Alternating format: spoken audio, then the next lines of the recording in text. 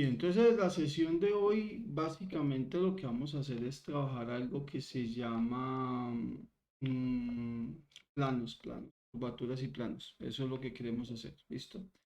Entonces, para que estemos claros por acá, nuevamente, nuestro libro favorito este semestre fue el de Denis Hill. El semestre pasado trabajé puro Larson. Este semestre quise trabajar este curso con Denis Hill. Entonces vamos a colocar curvatura y aceleración se llama el tema que está pues precisamente en el, digamos, en el libro de Larson, capítulo 12, versión 4 del capítulo, página 153 más o menos. Grabando. Bien, entonces vamos a empezar con esto. No es un tema difícil de entender, es una cosa bastante sencilla, todo se ha dicho. Vamos a partir del siguiente hecho. Cuando nosotros vayamos a funcionar o vayamos a trabajar, pues nosotros sabemos que una función vectorial es una función que se mueve de forma rara, ¿no? Supongamos que hace como una especie de caracol. Vamos a preocuparnos tanto por qué función la describe, sino que pues, va a ser una función, una R que se mueve con un parámetro t. Y básicamente nosotros cuando derivamos lo que estamos calculando, que les decía en la clase de ayer, son pues las R primas, tienen que ser tangentes a un punto, bueno, que no parezca porque yo dibujo muy feo, pero pues todas esas derivadas que ustedes están viendo ahí son vectores tangentes, ¿listo? Y uno los puede normalizar. Alguien dice, profe, ¿qué es eso de normalizar? ¿Qué es normalizar una derivada? La normalización es cuando usted tome cualquier parámetro o valor de medida y quiere que no se salga de ciertos rangos. Por ejemplo, cuando usted dice todos los valores que entran se van a mover entre 0 y 10, ahí está normalizando. Cuando se van a mover entre -1 y 1, pues se está normalizando. Y uno dice, ¿cómo hace uno eso posible? Pues eso se hace posible eh, con vectores a través de un concepto que se llama el vector unitario. ¿Listo? Dicho eso, entonces nosotros lo que vamos a hacer es lo siguiente, vamos a definir esa curvatura. ¿Listo?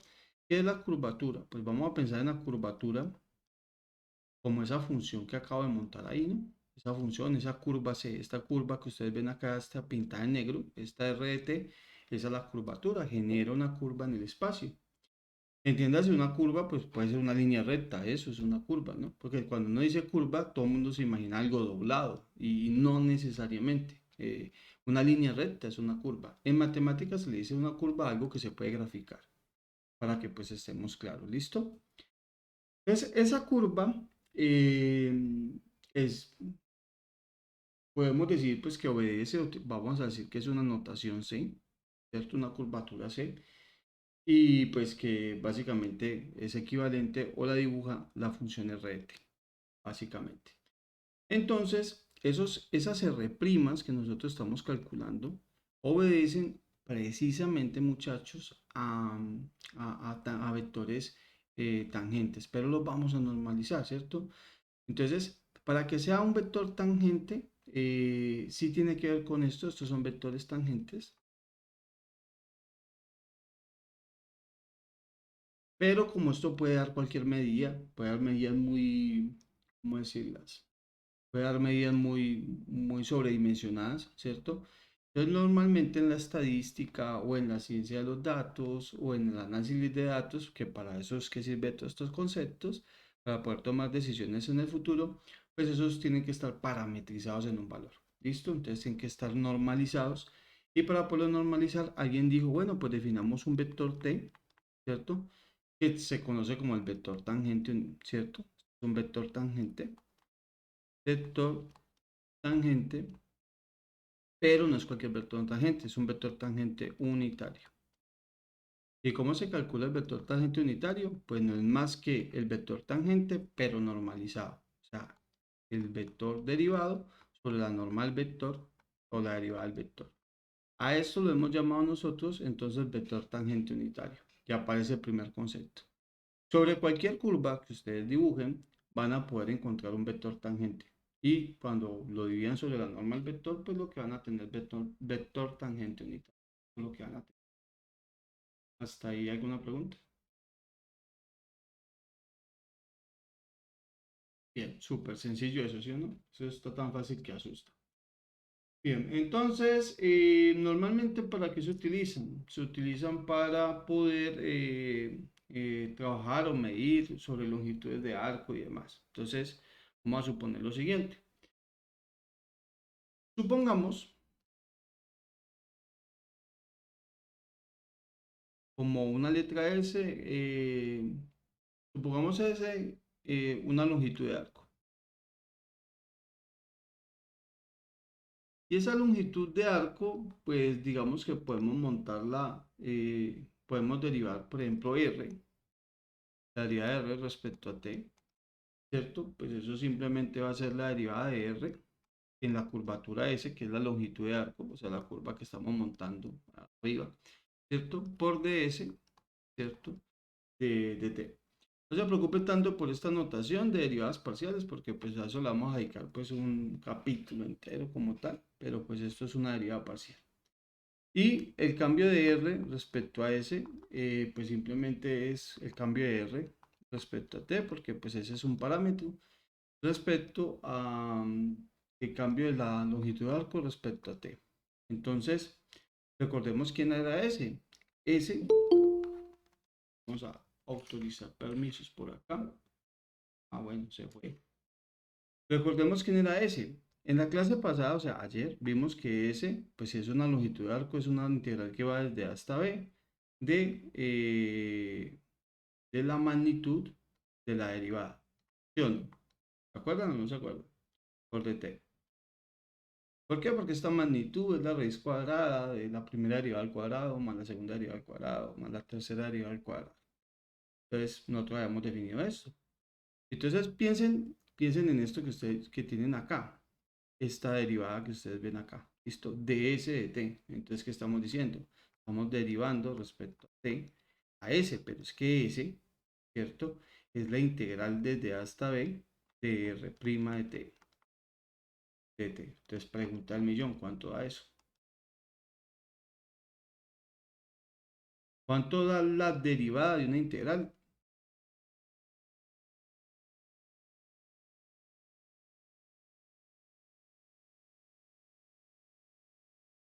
Lo que está dentro de la integral. Correcto, eso debería ser lo que está dentro de la integral. O sea, R, la norma de R' de t. ¿Listo? Dicho eso, pues entonces aquí vamos a tener dos conceptos. Este que está aquí arriba, que ustedes lo van a ver aquí, ese se conoce como ¿quién? Como R', ¿cierto? De t. Y el de abajo se conoce como la norma de la derivada. Entonces el concepto tangente unitario tampoco es puesto por poner. Viene de algo que son las derivadas de la función r que nosotros hemos levantado, que describe una curva, una figura que hemos montado por allá, respecto pues a esa longitud que estamos haciendo. Y eso precisamente nos produce algo que ya definimos arriba, que es el vector tangente unitario, t. Pues esto es una simple demostración de dónde sale pues esta definición, pero la que necesitamos es la definición, o sea, ¿cuál es la que se necesita? Se necesita es esta, muchachos. Esta es la que necesitamos, esta es la definición como tal. Y esta simplemente es una demostración pues no tan rigurosa realmente. ¿Bien? Entonces, podemos calcular tangentes unitarios, pero hay una definición que es la definición de curvatura, que es la que realmente nos interesa en el curso. Es que es la curvatura, ¿listo? Entonces vamos a definir esa curvatura. Para definir la curvatura, pues tenemos que partir del hecho que tenemos una función vectorial r de t, una función vectorial, entonces que más así r de t, sea r de t una función vectorial. Entonces definámosla como una función vectorial que define a una curva suave. ¿Por qué suave, muchachos? Porque no puede ser una curva rígida.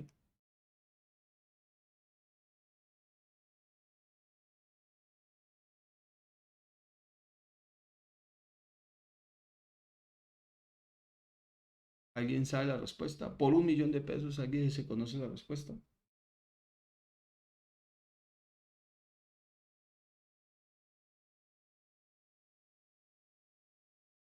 Nos dice Catherine, ¿por qué tiene que ser una curva suave? Porque no puede ser una curva rígida. Que no se podría generar la curvatura. Pues no sé. Mm, no sé, me convence mucho tu respuesta, pero gracias por participar. Daniel, cuéntenos, ¿por qué curva suave?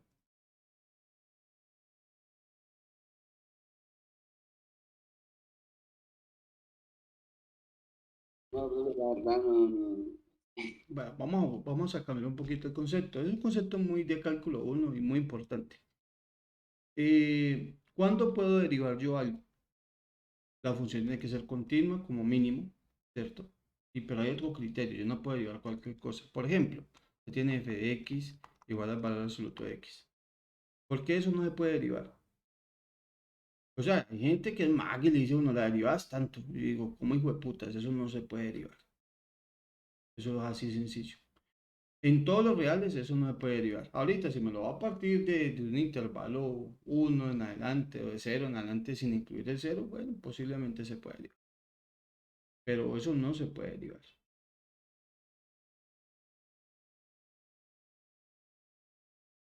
¿Sí saben por qué, no?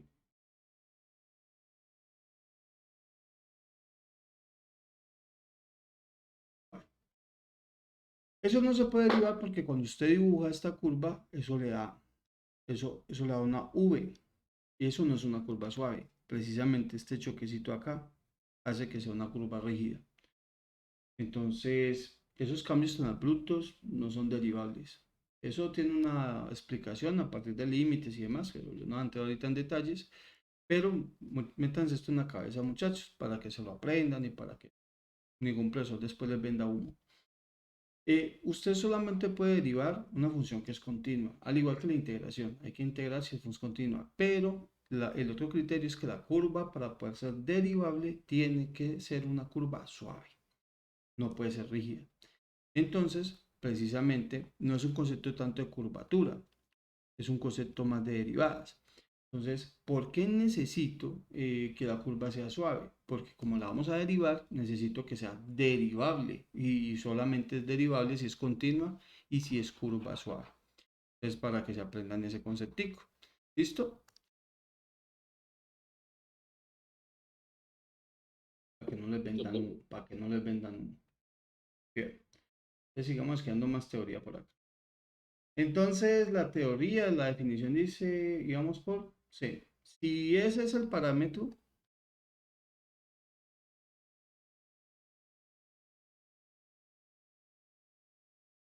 si ese es el parámetro de longitud de arco, lo que definimos arriba,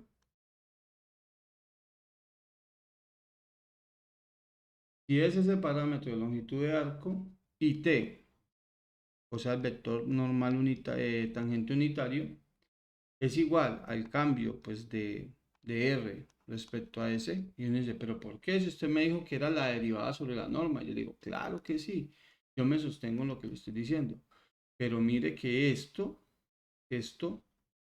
viene de esto, entonces el tangente que es este mismo que tenemos aquí. Entonces, la definición está más que bien. Por eso, antes de definírselas o tirarles el teorema, pues es bueno hacer esta demostración. Entonces, DRS es el vector tangente unitario.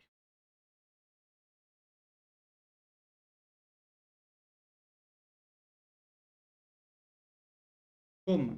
Entonces, todos entonces en la matemática, la curvatura T en un punto P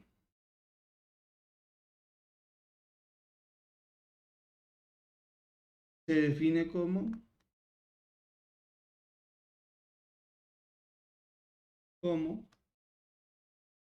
una constante K igual a la magnitud de la derivada del vector tangente respecto a ese. Así se define. O sea, en pocas palabras, K tiene que ser la derivada, ¿cierto? No, miento. Ahí la derivada respecto a ese porque está parametrizado en ese. No, ya está bien. Bien, ese es el concepto ahí de curvatura. Entonces, ¿qué tienen que hacer ustedes? Tienen que calcular una función tangente unitaria y esa función tangente unitaria lo que hacen es derivarla respecto a su longitud de arco y eso lo que les va a producir entonces, muchachos, es precisamente eso que estamos viendo ahí. Ahora, ¿quién es la derivada de t respecto a s? Porque ese sigue siendo un parámetro que define una longitud de arco. Pues simplemente es el cambio de t respecto a s sobre, recuerda derivadas parciales, la derivada de la longitud de arco respecto a t. Y ahí tienen entonces la definición de curvatura acá. Eso es todo. Que cuando uno va y lo revisa, pues esto produce pues un k n t, que dependerá de un parámetro t. Y eso va a ser simplemente la magnitud de t, de la derivada de t respecto a t, que es lo que tenemos allá. Y la derivada de r' de t. ¿Listo? La magnitud. ¿Listo? Bien. De hecho, creo que aquí me equivoqué, porque son magnitudes independientes. Esta es la magnitud de este y esta es la magnitud de este. Y se acabó el asunto. Esta formulita, muchachos, que el libro asume que uno es capaz de deducirla. Esta formulita es la que les va a definir ¿qué? Curvatura. Entonces, cuando les diga, muchachos, cuando usted les diga, calcule la curvatura de la función, entonces tienen que hacer varios pasos. Lo primero que hay que hacer cuando me dan una función vectorial y me piden calcular curvatura es encontrar el vector tangente unitario. Después tengo que derivar el vector tangente unitario y la derivada de la función que me dan originalmente, tengo que calcular el módulo. Calculo el módulo del vector, la derivada del vector tangente unitario, divido ambos módulos y ahí lo que vamos a obtener es curvatura. Y eso es así, ya eso es todo el concepto que eso arroja. ¿Preguntas?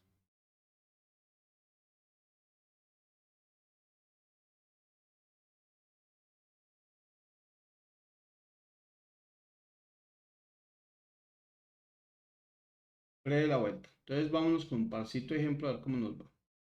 Digamos así, curvatura de un círculo, ¿no? Vamos a ver la curvatura de un círculo. Entonces coloquemos ahí como título, por acá abajito, curvatura de un círculo.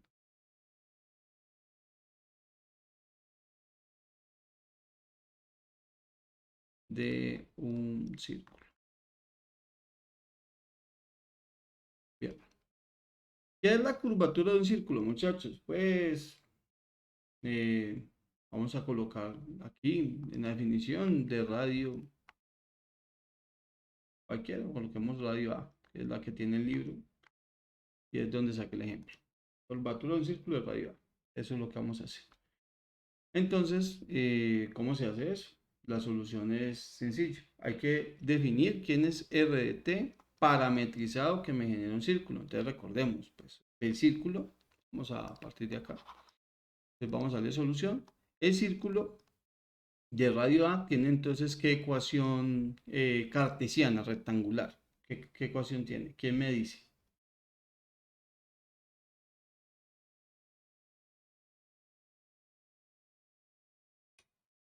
X cuadrado más Y cuadrado igual a... Correcto, John Edward, muy bien. Igual, no solamente A, sino A al cuadrado, ¿listo? Pero perfecto, esa era la intención, John Edward, muy bien. Entonces, tenemos que X cuadrado más Y cuadrado es la ecuación que describe un círculo de radio A, muy bien. Entonces vamos a parametrizar, nosotros sabemos parametrizar eso, sabemos que X es igual a veces el coseno de t y Y pues es igual a veces el seno de t. Pero esto está en cartesiano y en paramétricas. Vamos a volver eso un vector, una función vectorial. Entonces vamos a definir una función vectorial R de t que se va a construir muy fácil porque vamos a decir que es a coseno de t pero en dirección de las y más a seno de t pero en dirección de las j. Entonces ya tenemos nuestra función vectorial. Entonces, paso número 1 para calcular una curvatura. Recordemos la definición. Necesito el vector tangente unitario y necesito el módulo de la derivada. Entonces, es dos cosas que tenemos que levantarnos. ¿Quién es el vector tangente unitario y quién es la derivada? Esto también lo necesitamos. Entonces, desde ahí partimos. Para calcular el vector tangente unitario, ustedes lo que van a necesitar es la derivada sobre su módulo de la derivada. Esto es lo que acabamos de definir arriba, básicamente. Entonces vamos a intentar resolverlo. Entonces mire que de hecho para poder calcular vector tangente unitario vamos a necesitar la derivada. Por lo tanto este requisito se cumple automáticamente. Vamos a mover esto hacia arriba y vamos a ser felices. Entonces, dicho eso, pues vamos a por acá. Entonces, R' de t, ¿qué nos dice la amiga Diana? ¿Cuánto da esa derivada? Hola Diana, ¿cómo estás? Sería menos a seno de t Sí, dirección de así. más a coseno de t. Muy bien, Diana, gracias por participar. En dirección de la J, perfecto, está súper bien. Diana, creo que te quedó el micrófono activado. Entonces, ya tiene la derivada. Vamos a calcular el módulo de la derivada. Mire que esto es muy sencillito. Es como hacer caso a las formulitas y ya. Ese módulo, pues es la raíz de la primera componente al cuadrado más la segunda componente al cuadrado. Y sencillo, ahí lo tenemos. Entonces, ¿esto qué nos va a quedar? Nos va a quedar que esto es a al cuadrado, factor común. Mire que de esta operación va a salir una al cuadrado y de esta al cuadrado, entonces de una de factor común, y lo que va a quedar adentro pues es una pitagórica, que es un seno al cuadrado más un coseno al cuadrado. Y yo creo que esto ya hemos hecho bastante en clase, porque es un procedimiento bastante conocido. Por lo tanto, R' de t debe valer A. ¿Listo? Ya tenemos eso, la norma, entonces podemos decir quién es tangente unitario t. ¿Quién es tangente unitario t? Pues va a ser A, perdón, R', que sería lo que nos está diciendo nuestra compañera Diana, que es menos A seno de t en I, más A coseno de t en J. Y lo vamos a dividir, que es lo mismo que multiplicarlo, por 1 sobre la norma, que es esta que está acá, la norma, que es 1 sobre A. Si termino de resolver eso, pues simplemente eso me va a quedar menos seno de t en I más coseno de t en J. O sea, metiendo 1 sobre A en ambos miembros, a cada uno de las sumas de ahí, pues simplemente lo que voy a obtener es precisamente el A. Esta se va a simplificar con esta de acá, al igual que esta también. Entonces eso se simplifica. Dicho eso, pues como me están viendo curvatura, entonces recordemos que la curvatura, que va a ser en función del parámetro t, pues va a ser la, la derivada, ¿cierto? Del tangente unitario sobre la norma de R' de t. Hay una ventaja, esa norma ya la tenemos, vale A. Simplemente necesito la derivada entonces. ¿Quién sería t'? Entonces uno vuelve y deriva, y eso haría menos coseno de t en i menos seno de t en j. Reemplazamos acá entonces, sería menos coseno de t en i y menos el seno de t en j. Y pues dividido sobre la norma que es a, o multiplicado por 1 sobre a, que es lo mismo. Entonces esa es la curvatura, eso es todo. Esa es la curvatura que tenemos ahí. Entonces uno dice, ah, pero es que esta función de acá es la misma R de t pero negativa. Si quiere escribirla así, pues estaría bien. No hay ningún problema. No, porque le falta la A. No, no he dicho nada. Bien, entonces no sé si tienen preguntas hasta ahí.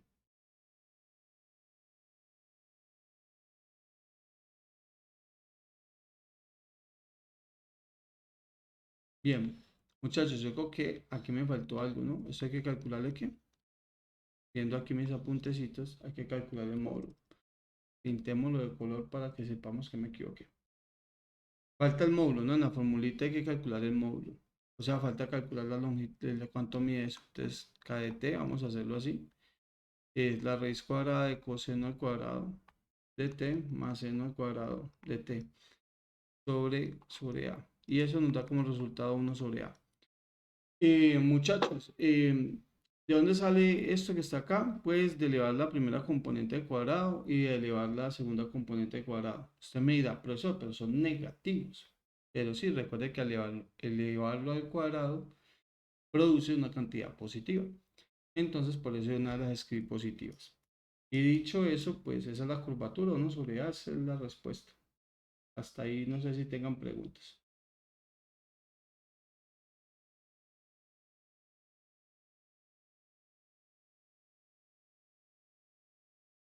No, profe. Bien. Entonces, vamos a pensar en una situación, ya para finalizar, pues como la teoría que les decía la clase de hoy, que es súper sencilla, ¿no? Aparecen otros vectores, ¿no? Entonces, más vectores relacionados. Entonces, hay un vector B, que es el vector binormal, ¿cierto? Y el vector normal, y pues obviamente está el tangente que ya lo vimos. Esos tres forman algo que se llama el diedro de Frenet, ¿listo? Aplicaciones del diedro de Frenet. Yo creo que ustedes como ingenieros industriales sí de pronto van a tener que ver con eso. Cuando se construyen edificios, esa vaina sí o sí es importante, porque esa le dice a uno qué tanto va a resistir las vigas y todo lo que usted hace. Eso es básicamente. Entonces, sencillo. El vector binormal, o sea, el vector binormal se construye a través de tangente unitario multiplicado por normal unitario. Multiplicado no, producto cruz. Producto cruz. ¿Qué significa? Que el vector binormal es perpendicular a estos dos de acá. El vector normal, ¿cómo se construye el vector normal? El vector normal, pues es el binormal, cruz y el vector tangente, ¿cierto? Y finalmente el vector tangente también se puede calcular como el producto cruz de los otros dos, o sea, el normal, cruz, binormal. Entonces, cuando usted los relaciona así con producto cruz, recuerde que el producto cruz genera un vector que es perpendicular a los dos que lo están construyendo. Significa que esos tres vectores por sí mismos, esos tres vectores tienen una correlación muy importante. ¿Qué es esa correlación? Que cuando usted dibuja una curvatura, digamos, y yo monto un plano sobre un punto específico acá, ya montemos un punto acá que está en esa curvatura, entonces usted va a tener aquí tres vectores. Va a tener un vector que es binormal, que va hacia arriba. Va a tener un vector tangente al punto. Va a tener un vector normal. Un vector normal. Esos tres vectores se utilizan mucho en construcciones, como les digo, arquitectura y demás, para mirar pues, muchas características importantes de los vectores. Ahora bien, sabemos calcular el vector tangente. ¿Quién es el vector normal? El vector normal, ¿cierto? Entonces, para calcular n de t, usted lo que necesita es que n de t siempre va a ser la derivada de t, pero no el módulo, no sé por qué lo coloqué, la derivada de t sobre el módulo de t. ¿Por qué? Porque son vectores unitarios todos. Esa es la idea, que siempre sean vectores unitarios. Entonces, simplemente usted calcula el vector tangente, derívelo y divídalo por su magnitud y ese es el vector normal. Y el binormal sin nada que hacer, ese sí se calcula a partir de esos productos cruz. Y esa teoría de vectores pues son bien interesantes en el análisis. En el movimiento circular, en dos dimensiones aparecen esos dos vectores. Me explico. Yo lo dibujaba ayer en clase. Cuando se tiene un movimiento circular, hay un punto donde ese vector de acá, se define como la velocidad y la aceleración siempre va a apuntar hacia el centro. Entonces, se supone que la aceleración es normal a la derivada de la posición, que es el vector tangencial, o el vector tangente, pues que está aquí. Entonces, esa velocidad no es más que un vector tangencial. Por eso se dice que es velocidad tangencial. De hecho, así se llama en el concepto de movimiento circular uniforme, velocidad tangencial. Porque es una velocidad que toca la curva en un solo punto. ¿Listo? Y en ese criterio uno dice, entonces puedo calcular binormal. Yo digo, sí, no, normalmente uno no lo estudia en este movimiento, pero se podría calcular un vector binormal, que sería uno que le forme 90 grados a esos dos. Bien, dicho eso, pues lo único o lo último que faltaría por ver, pues sea un par de ejemplitos y a ver cómo nos va. Estos ejercicios son tediosos por lo largo, o sea, es que son muy largos, porque esas derivadas, cuando eso tenga, esas funciones no sean trigonométricas, sino que tengan radicales y eso se complican. Cuando son senos y cosenos es fácil porque como eso va a ir metido por ahí en una raíz cuadrada y componentes al cuadrado, genera pitagóricas y pues eso es muy sencillo. Pero cuando eso tiene radicales y regla la cadena, estos ejercicios son un tedio de resolver. El semestre pasado alguien me preguntó un ejercicio, yo creo que se lo inventó. El chiste es que yo me eché casi una hora resolviendo el ejercicio de lo largo que estaba. Pero bueno, eso es lo que le toca a uno cuando enseña. Vamos a colocar aquí ejemplo. Muchachos, hasta aquí no sé si tengan preguntas.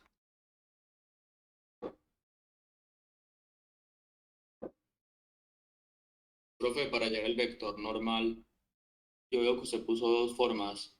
El producto cruz entre el binormal por el tangente. Sí, ¿Está bien así? sí, sí. Ah, listo. Son las dos. Lo que pasa es que a veces no vas a tener, no va a tener sino el vector tangente. ¿Sí me explico? Supóngale dicen calcular el vector normal. O sea, este acá, este que están mencionando. Pero solamente te van a dar tangente. Entonces no puedes aplicar producto cruz porque te faltan datos. Entonces en ese caso es mejor aplicar ¿quién? Y si solamente te van a dar el tangente, pues aplicas esta formulita. Ah, listo. Las dos funcionan bien, Eric. Vale. Listo. Muy bien. Vamos a hacer un ejemplito, ¿cierto? Entonces, sea r de t igual a menos 2 seno de t en i más 2 coseno de t en j más 3 en dirección de las k, ¿cierto? Y pues lo primero que me van a pedir es calcular todos esos vectores, ¿no? Entonces, ¿quién es el vector tangente? ¿Quién es el vector normal? ¿Y quién es el vector binormal? Las preguntitas me las pueden hacer, ¿cierto? Es una pregunta típica de parcial, eso sí o sí entra en una evaluación. Pues no tan sencillo como el que vamos a hacer, pero este tema sí seguro sí entró en cualquiera de las evaluaciones que ustedes les hicieron. Entonces vamos a darle solución. Para darle solución vamos a empezar suave. ¿Sabes qué tenemos que hacer? Primer paso, vamos a calcular vector tangente. ¿Por qué? Porque el vector tangente se calcula a partir de RT. Y el normal se calcula a partir del tangente. Y el binormal a partir de esos dos. Entonces vamos a empezar suave. Entonces este es R' de t sobre la norma de t. De la norma de R'. Entonces en ambos casos vamos a levantarnos la derivada. ¿Quién es R' de t? Entonces derivamos la derivada de menos 2 seno es menos 2 coseno de t en dirección de así menos 2 seno de t en dirección de la j. Y pues la derivada de 3k, pues eso es 0, ¿no? Entonces no la voy a escribir. Y hoy calculamos la norma. ¿Quién es la norma de esa derivada? Entonces ya sabemos que eso es raíz cuadrada de 4 coseno al cuadrado de t más 4 seno al cuadrado de t. Y si uno revisa, pues eso debe dar 2, ¿no? Sacando factor común 4, queda una pitagórica, 4 por 1 es 4, raíz de 4 pues va a dar 2.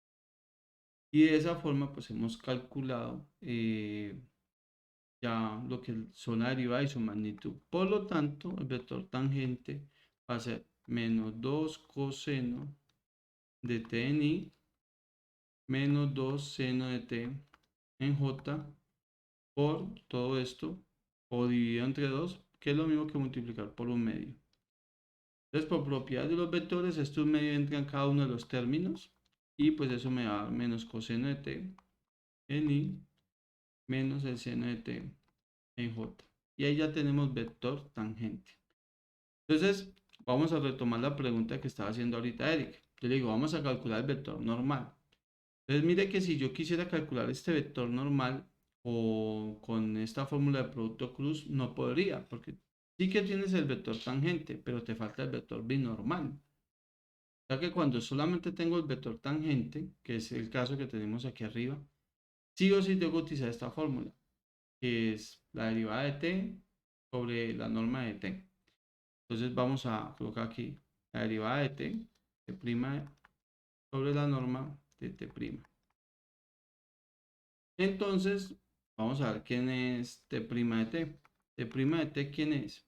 Pues la derivada de esto que tenemos aquí arriba. Entonces eso va a ser seno de t en i menos coseno de t en j.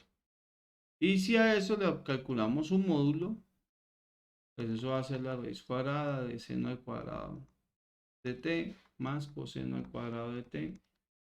Y eso pues nos va a dar 1. Es básicamente 1. Entonces ahí ya quedó montadísimo. Significa que el vector por sí mismo ya es unitario, no necesita ser normalizado. Entonces n de t va a ser igual a ¿quién? A seno de t en i menos, me lo tragué, seno de t en dirección de la psi menos coseno de t en dirección de la j. Dividido entre 1 o por multiplicado por 1, que es exactamente el mismo. Ahora sí, usted ya tiene vector normal. Como se dan cuenta, es un procedimiento sencillo. ¿Quién es el vector binormal? Pues el binormal, por convención, se calcula como tangente cruz normal. No porque no se puede hacer contrario, el vector normal cruz tangente. Lo que pasa es que recuerde que estaría calculando el vector en dirección opuesta. Eso sí depende de caso de estudio, como lo necesite. Pero por convención en los libros, en los demás bibliografías siempre se hace tangente cruz normal. Entonces vamos a respetar esa convención. Va a ser la tangente cruz normal. Entonces recordemos que para calcular un producto cruz tenemos que colocar I, J y K.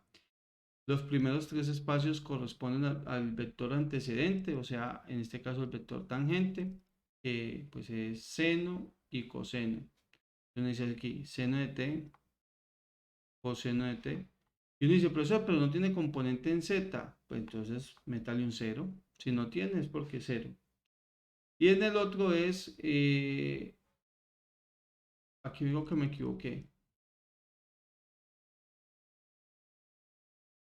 Aquí es, tangente es este de arriba, que es menos coseno, menos seno. Y abajo sí era el que teníamos ahí, seno y menos coseno. Y pues no tiene z, entonces 0. Y ya empiezan a pivotear por donde ustedes quieran. Entonces vamos a pivotear el determinante, primera fila, para la psi, ¿quién sería entonces? Entonces, si yo trabajo, elimino primera fila, primera columna, me va a quedar 0. 0 menos 0. Menos j, que me va a producir ¿quién? Si elimino las de j, va a quedar también 0 menos 0. ¿Listo? Y finalmente va a quedar en dirección de las k. La única que va a sobrevivir de todo ese desmadre va a quedar coseno al cuadrado menos de fórmula con este menos de acá, pues va a quedar más seno al cuadrado. Y dicho eso, pues eso simplemente va a dar acá. O sea que tiene sentido que apunta en dirección de la Z como si estuviera subiendo el vector. Y ya, eso sería todo. Entonces, como se dan cuenta, el quiebre de Frenet es relativamente sencillo. ¿Podríamos calcular curvatura? Sí, pueden calcular la curvatura si quieren, no hay ningún problema.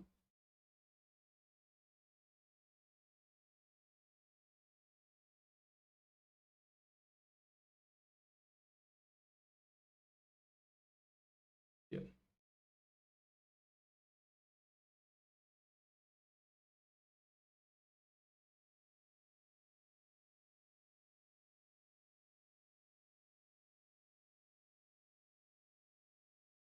Profe, y él sería muy largo.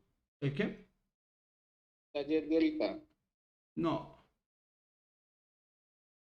Ok. eso está sencillo. Bien.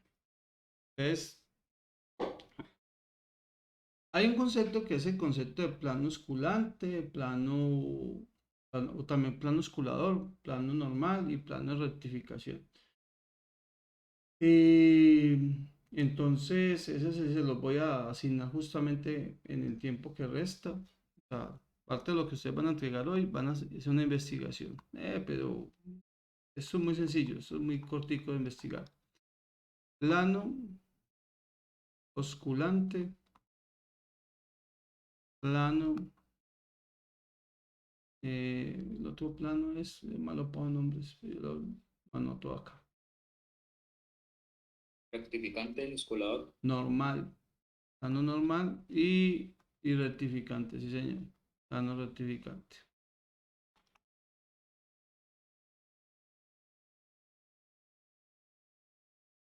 Entonces, van a hacer esta investigacióncita, esa la incluyen ahorita en lo que me van a entregar y vamos a trabajar de acá lo siguiente. Vamos a crear room.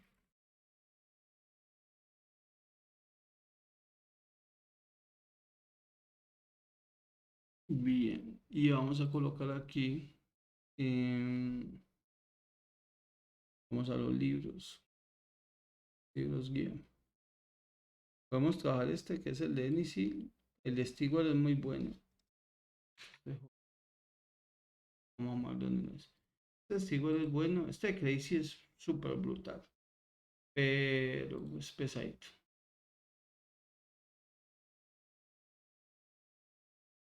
Ok, más pesado el de tromba, ¿no? El de, el de tromba, cálculo vectorial es súper pesado. Bien, vamos a revisar por acá. Entonces, siempre es que hemos visto cositas. Vimos sesiones, ecuaciones. Ya vimos todo este capítulo. Y ahorita estamos en este. De hecho, estamos en este. Siempre hemos visto bastante. Entonces, vamos a ubicarnos en el capítulo funciones vectoriales. Están en superficies cuádricas. Acabamos hoy funciones vectoriales. No vamos a jugar con nada más. 656. Entonces, bajemos a esa página donde quedaría. Y yo descargo eso porque ahí no se sufre mío. Yo ahí lo tengo por acá. Matemáticas. Y vamos así.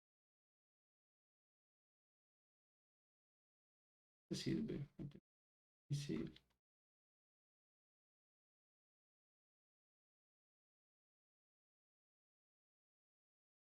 el mismo. 600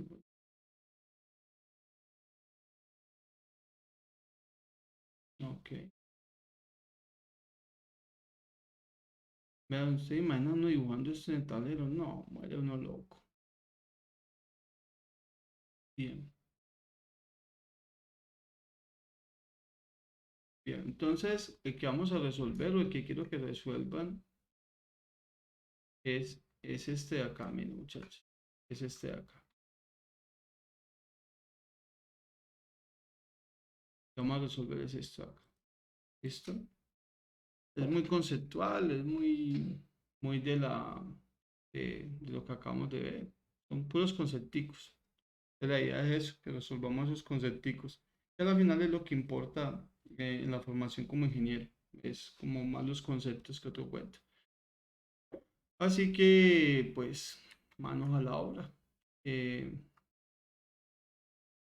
Vamos a imprimir esto. Es la página 158.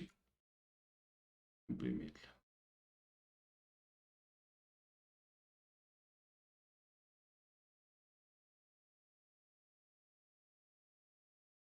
¿Qué les recomiendo? ¿Qué les recomiendo? Ya que estamos en este asunto.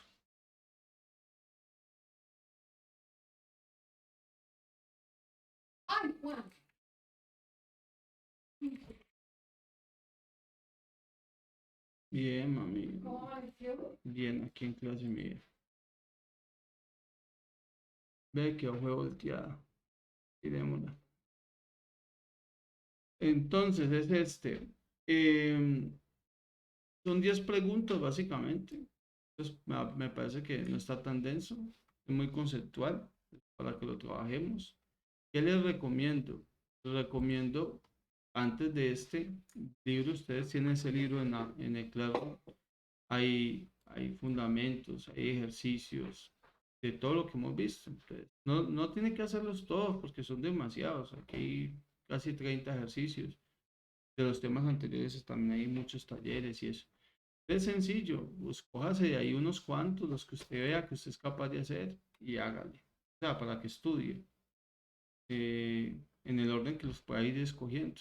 Como se da cuenta, es un tema sencillo, pero pues si ustedes no lo estudian, pues todo se olvida, como dicen por ahí.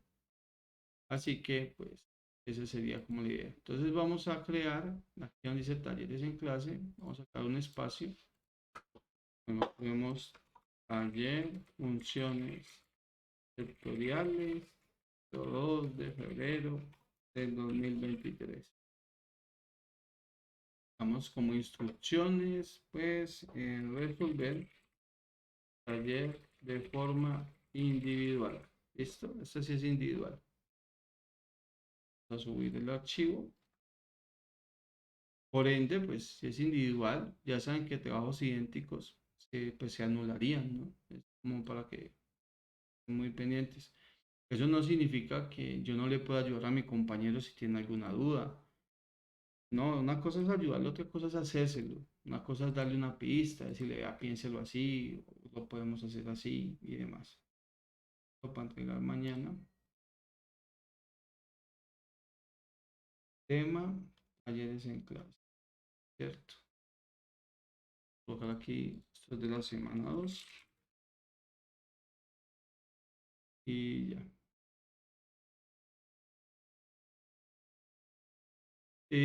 Usted puede ayudar a su compañero. Le puede dar pista, le puede decir lo que quiera. Pero una cosa es ayudar, otra cosa es hacérselo. Entonces, lo mismo va para el compañero que copia. Una cosa es pedir ayuda, otra cosa es copiar. Entonces, si usted en el quehacer está aprendiendo porque su compañero explica y se entiende cómo él le está explicando, pues está bien. Pero si usted solamente está copiando, pues no sirve. Más allá de la matemática, así es la vida, ¿no? Usted está en una empresa y si usted, compañero, le ayuda y usted mejora y después usted es capaz de hacerlo solo, está bien. Pero si usted siempre va a necesitar de esa persona para que le hagan todo, pues esos son los empleados que pues terminan por volar de las empresas. Así que pues parte de la formación es concientizarse de todo eso. No sé si tienen preguntas, dudas, inquietudes. Profe, entonces sería resolver esa hoja que nos envió ahí y además investigar los planos. Correcto, correcto. Listo. Lo de los planos en el libro de Inisil hay un ejemplo, le explican todo eso. Si quiere, copie ese. No hay ningún problema. Bien. Las notas de esta semana y la semana anterior son notas que pues yo recomiendo que las aseguremos con buena nota. porque lo que se viene de cálculo, bueno, áreas parciales no es tan complejo. Cuando empecemos a la integración doble y triple, teoremas de Stokes, de Green y todo eso sí tiene más como más nivel, eso es un poquito más pesado. Entonces, sí es bueno que lleguen más o menos con buenas notas allá y pues para que no dependan tanto de eso que vamos a hacer allá. De por sí es largo lo que yo coloco. Entonces, ya mañana nos reunimos y les damos la clase y les explico la actividad que es evaluativa de la semana 2. Y lo último que haríamos ya la semana 3, pues, ¿cuándo nos queda? Con hoy serían cuántas sesiones ya. Pensemos en esto. Nosotros empezamos la semana pasada, ¿no? Empezamos martes, ¿no? Martes, miércoles, jueves, viernes y sábado. Aquí son 5. 6, 7, 8, si esta es la semana 9. Vamos a la mitad de curso. Son 18 semanas. Pero pues las dos últimas creo que se las voy a dejar de una investigación. Yo tengo que subir notas hasta el 15. Tengo plazo de subir notas. Esperaría yo a asignarles la actividad final la semana y recibirles eso más tarde sería un 13 para poder tener margen ahí de calificación. Bien, voy a suspender la grabación.